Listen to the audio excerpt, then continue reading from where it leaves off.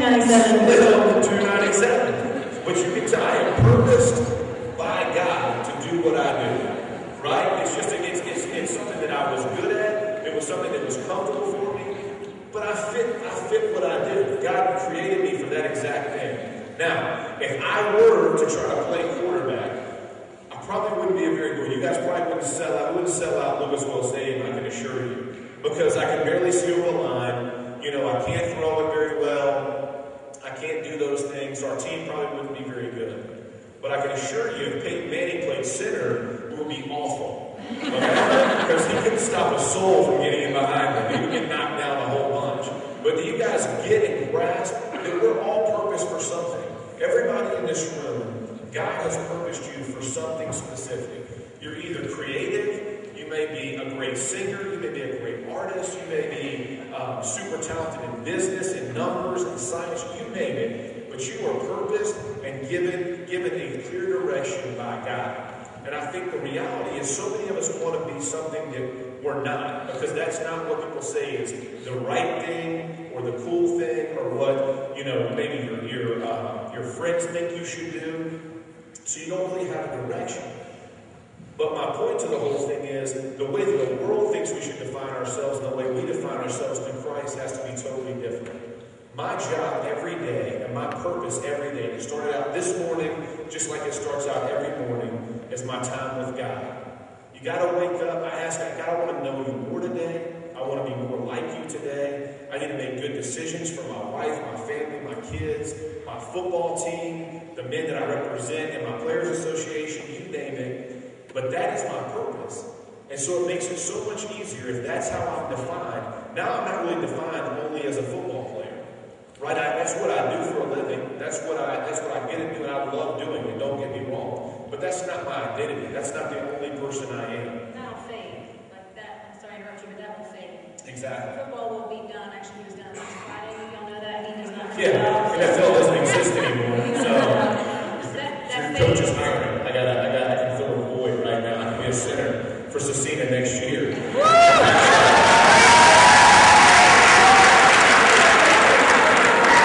It would be a great inside run team, I can assure you of that.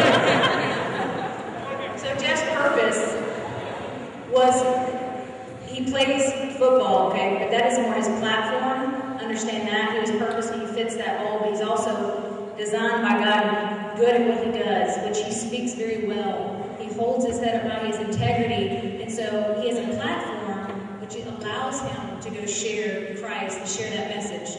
Tiger Woods has a phenomenal platform and zero message. I like Tiger, I'm used to it. Can't stand him now, but he has no message, right? There's nothing he can really serve on that platform. And this is short-lived. Football, like you said, could be done now for him forever.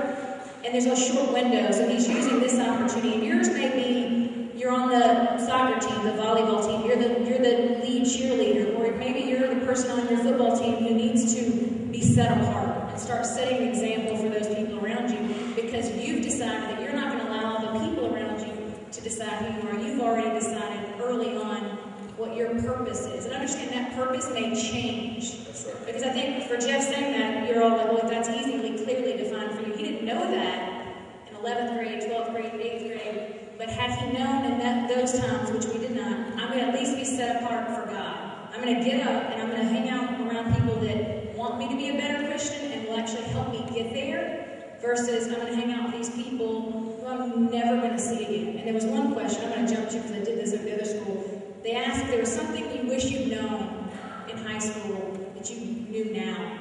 And this is no offense to any of you in this room. I wish I knew that it didn't matter. I wish I knew that none of those people that I thought were such good buddies of mine that I let hurt me or define me would not even be in my adult life at all. I don't even remember half their names. Facebook is great. I'm like, who is that? You know, I don't know who they are, and you won't know who most of these people are. You might have a handful if you're lucky. These teachers and these people guiding you through your life and mentors will be who you remember. And I'm going to have Jeff go back to that in a minute. But those people, you may have one friend. I have one friend I'm going to see next week I've not seen in 12 years. But she doesn't walk with me daily in my life. So things that she might have affected or influenced that I did really shouldn't have mattered. And had I had a set purpose, like we're encouraging you all to do now, then you would choose those people to be around you that are going to allow you to get to where you want to be, not just just, well, this is comfortable for now, this fits. And I'm on the volleyball team or the soccer team or football team, so I'm not going to really go talk to the people that sit over there. And I think you're missing out on a lot of really good people because you try and give them a chance. And they're going to end up being your best friends in your adult life. The artistic people, I'm not hanging out with them, they do football, I'm not a football player. If you don't give those people a shot, you're missing out on some really incredible people. And you all, hopefully, have the same purpose and the same goals, and you can really link together and be incredible friends and walk this thing out together. But sometimes I think at this age we get very closed-minded as to who we think should be in our circle. Yeah, that's really good. We talked about it, I've said it a number of times. God cares so much more about your character than your comfort. He truly cares about who you are as a person.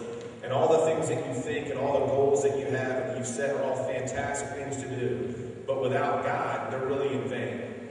And so make sure you guys understand as you're going through your life and you're making your decisions that it all boils down to that one purpose of having the character that Christ would want you to have. He's so much... He cares so much more about who you are. When people don't know what you're doing, when the doors are closed or when nobody's around, that's really who God cares about who you are. And the decisions you're going to make in the future and the ideas you're going to form and the friends you're going to have all stem out of knowing what that purpose is. And so really grab it, guys. I'm telling you, it will solve so many problems and so many issues and questions that you have right now with that one simple phrase. What is my purpose? And once you define it will steer your life and take so many of the headaches and the nonsense out because you can avoid so many situations that you would have allowed yourself to be in had you not had that purpose.